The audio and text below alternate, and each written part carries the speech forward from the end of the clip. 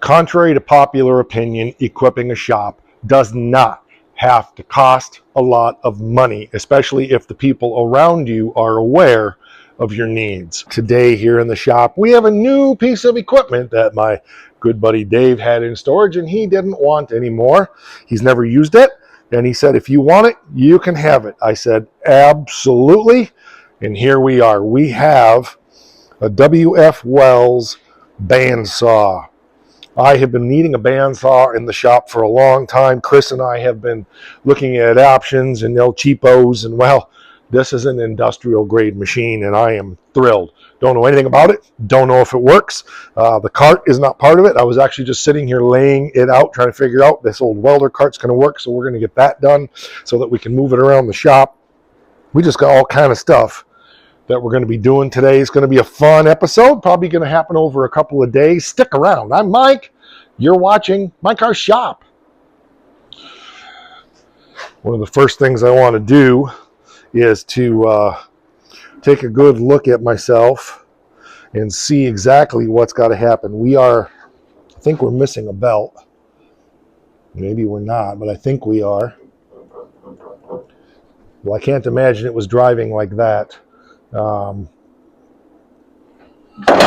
Yeah, okay, that's it. We're missing a belt here, so I got to measure out what we need for that. This other belt is here, and then make sure the other belt isn't in here. We got stuff we haven't even used yet. I don't even know what it is. But I do want to plug it in and see if the motor works. But yes, we're missing one belt, so we're going to have to figure out how that works. I'm trying to see how this...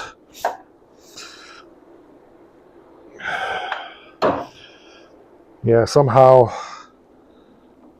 got to figure that out. It's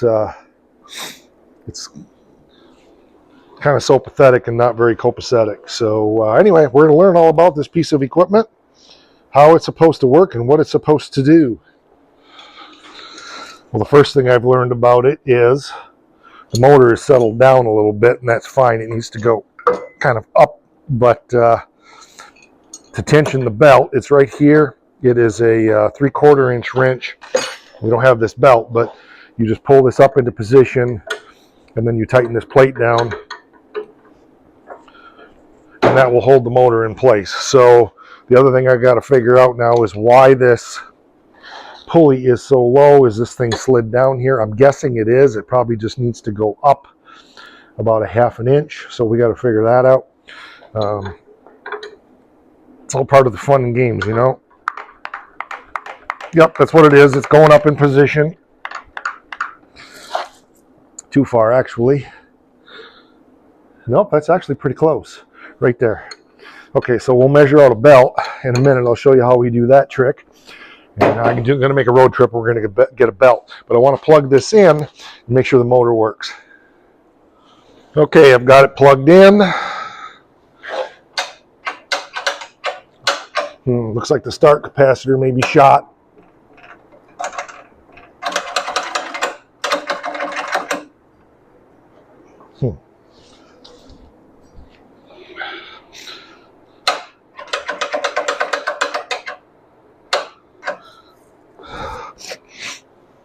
Well, I did have it running briefly, as you saw in the video, but it quit.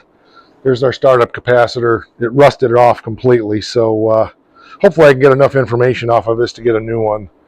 I've got some caps around here, but I doubt it's the right size for this. Most of the ones I have are for 220 volt. Not that that matters. Capacitance is capacitance, but this is a Baldor. There's the motor plate there. Maybe I can get some information off of it. So we got to fix that.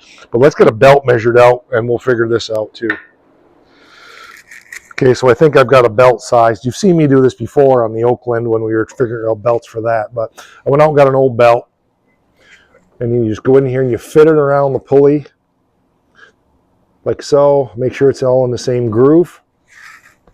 Then fit it around the comparable pulley on the engine. And make sure that you have some slack adjustment. Mark it, okay, where you want it. And just chop it off. And then you can take this in, tape this together, and that's the size belt you need right there. So I'll just put a little tape around that and we'll be good to go. They can measure that and tell me, hopefully, they can measure that and tell me, get me a belt that's that size. Hopefully they'll have one. If not, we'll order it. Also, I was digging around and I found I had a brand new 227 microfarad capacitor. I believe this was a 237, so this might work. Looks very similar. And reading these numbers, honestly, this could have been a 227. I can't tell for sure. The numbers are wore off, so we're going to give that a shot. But I need to get a switch also. So, okay, we have updates. It's the next day. I have done a lot. I went up and got the belt last night. Ended up on the phone. Kept working on it. I dug around. I had a brand new capacitor that was within 10 microfarad of the one that was needed for this. And I picked up a switch, just a regular light switch. So where we're at right now is, well, let's just show you. Let's see here.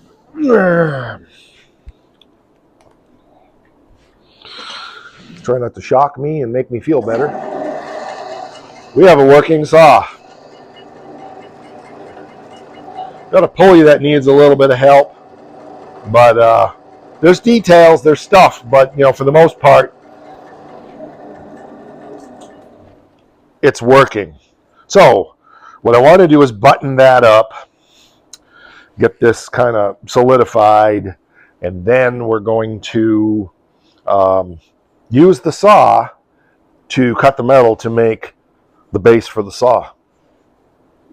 Yeah, that's really what this is all about.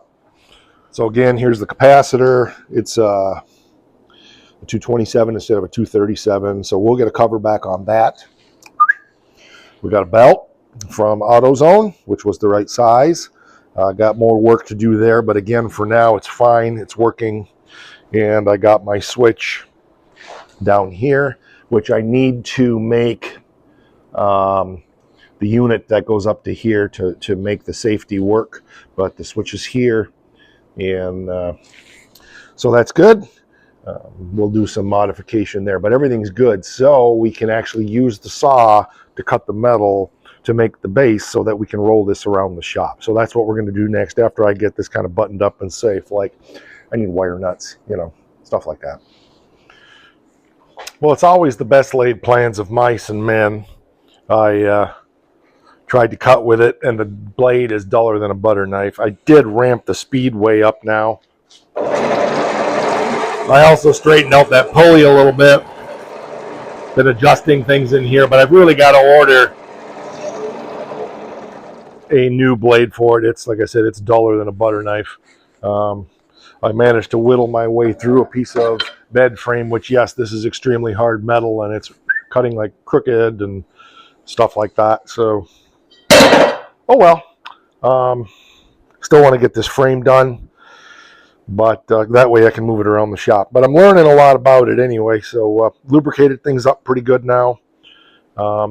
Be nice to get it cleaned up a little bit, but that's not a high priority at the moment. So I'm going to get online and see about a blade, and I'll make a decision if I'm going to put this on hold till I get a new blade or just use my cutoff wheel to cut the metal. I'm not sure yet. I think it'd be cool to use the saw, but you got to get stuff done. So I guess we'll see.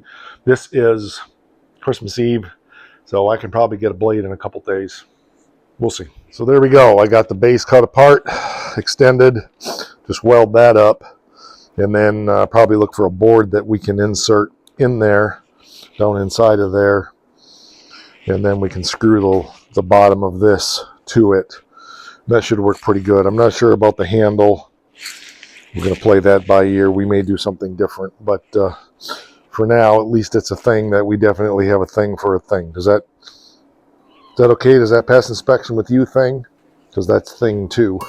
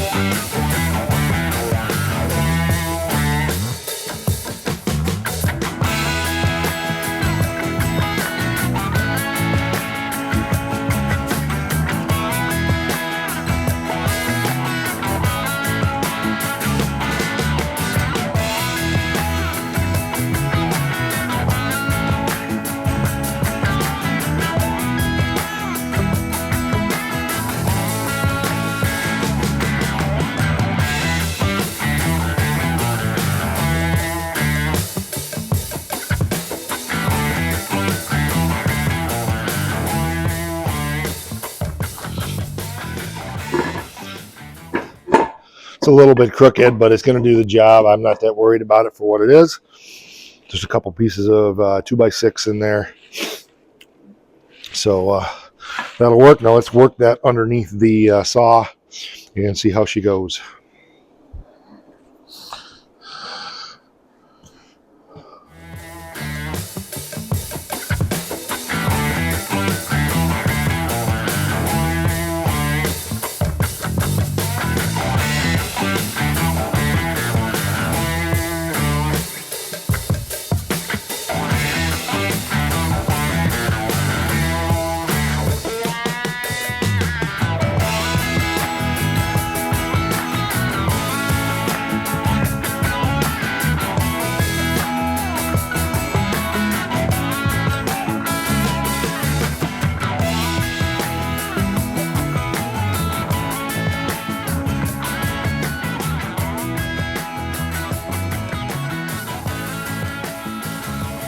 The joy of using existing stuff.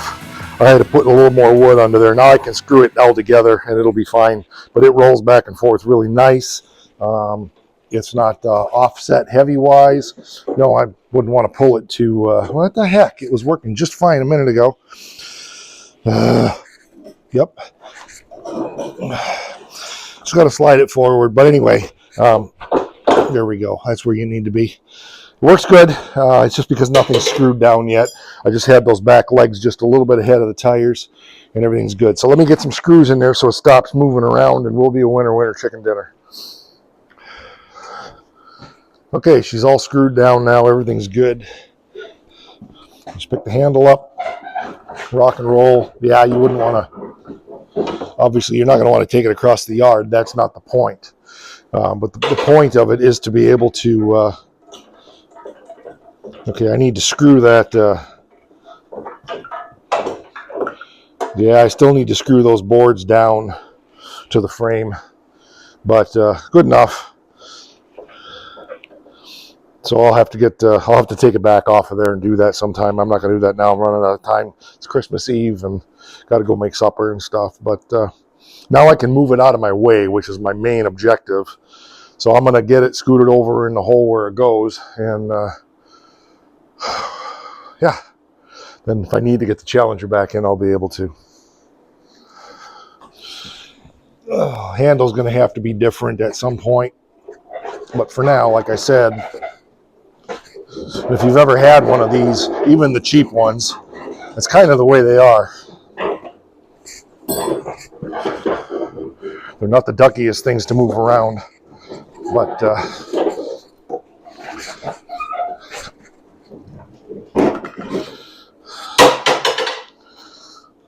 there's a coolant tank that goes here. I've got to make something for that.